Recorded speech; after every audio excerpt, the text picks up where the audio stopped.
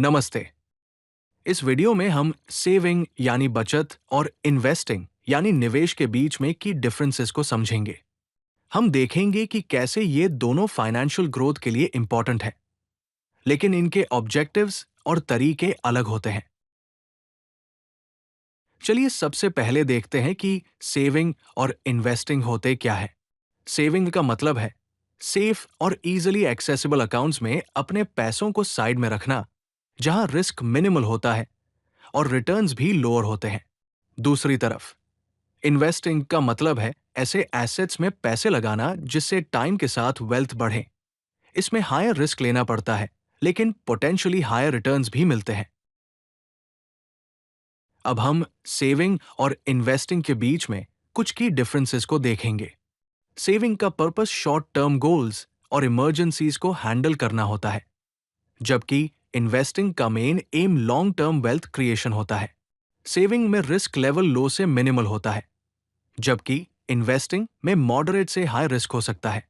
India में saving पर typically 3 to 4% returns मिलते हैं, लेकिन इन्वेस्टिंग में पोटेंशियली 8 to 15% या इससे भी ज्यादा रिटर्न्स मिल सकते हैं।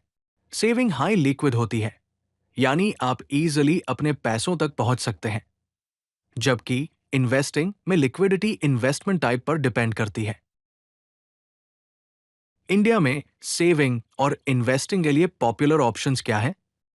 सेविंग ऑप्शंस में आते हैं सेविंग्स अकाउंट्स, फिक्स्ड डिपॉजिट्स यानी एफडीज, पोस्ट ऑफिस सेविंग्स और रिकरिंग डिपॉजिट्स यानी आरडीज और पब्लिक प्रोविडेंट फंड यानी पीपीएफ।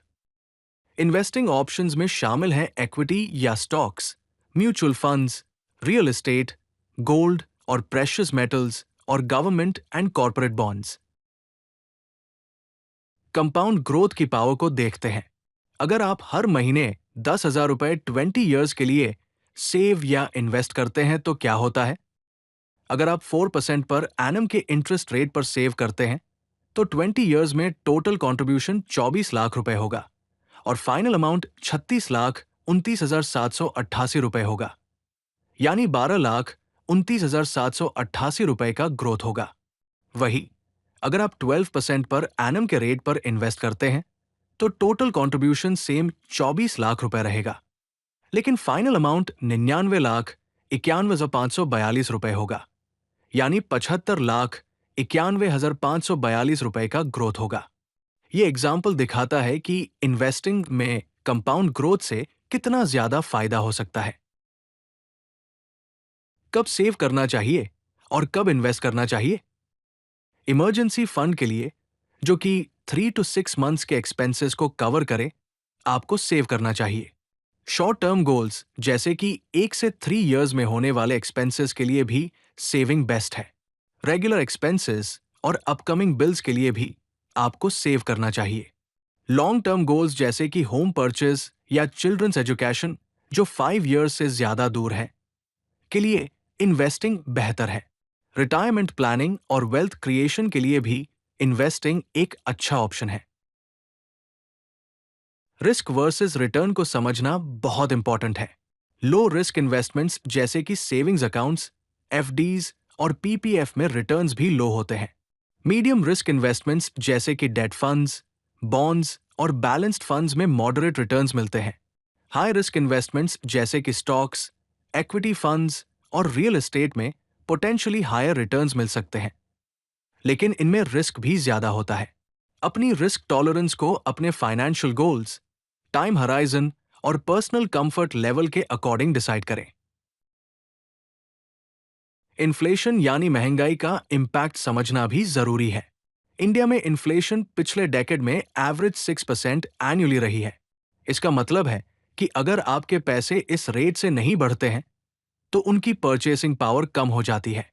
फॉर एग्जाम्पल, अगर आप आज 1 लाख रुपए सेव करते हैं और 10 इयर्स बाद 4% इंटरेस्ट के साथ 1,48,024 रुपए मिलते हैं, लेकिन 6% इन्फ्लेशन के हिसाब से उसकी रियल परचेसिंग पावर सिर्फ 62,640 रुपए होगी, यानी आपको 17.36% का लॉस होगा।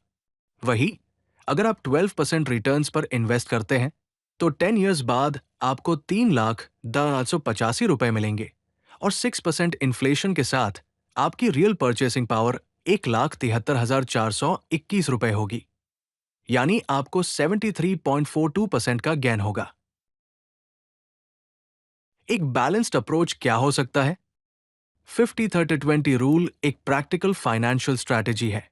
अपनी इनकम का 50% नीड्स यानी जरूरी एक्सपेंसेस जैसे कि रेंट, ग्रोसरीज, यूटिलिटीज और ट्रांसपोर्टेशन पर खर्च करें। 30% वांट्स यानी लाइफस्टाइल चॉइसेस जैसे कि डाइनिंग आउट, एंटरटेनमेंट, शॉपिंग और वेकेशंस पर खर्च करें।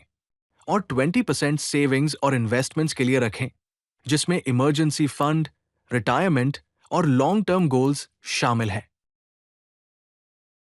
इस वीडियो के की टेकअवेज क्या है? बैलेंस इज की, यानी सेविंग और इन्वेस्टिंग दोनों ही एक हेल्दी फाइनेंशियल प्लान में इंपॉर्टेंट रोल प्ले करते हैं। सेफ्टी फर्स्ट, यानी एग्रेसिव इन्वेस्टिंग से पहले इमरजेंसी सेविंग्स बिल्ड करें। टाइम हराइजन मैटर्स, यानी शॉर्ट टर्म नीड्स के लिए सेव करें और लॉन्ग टर्म गोल्स के लिए इन्वेस्ट करें। और बीट इन्फ्लेशन, यानी इन्वेस्टमेंट्स इन्फ्लेशन से आगे निकलने में हेल्प करते हैं और टाइम के साथ रियल वेल्थ बिल्ड करते हैं। याद रहे, सिक्योरिटी के लिए सेविंग से शुरुआत करें और ग्रोथ के लिए इन्वेस्ट करें। फाइनेंशियल फ्रीडम का रास्ता सही प्रोपोर्शंस में सेविंग और इन्वेस्टिंग दोनों से होकर जाता है। धन्यवाद। अगर आपको ये वीडियो पसंद आई तो लाइक बटन जरूर दबाएं और चैनल को सब्सक्राइब करना न भूलें। तो चलिए फिर मिलते हैं ज्ञान भंडार के किसी और वीडियो में।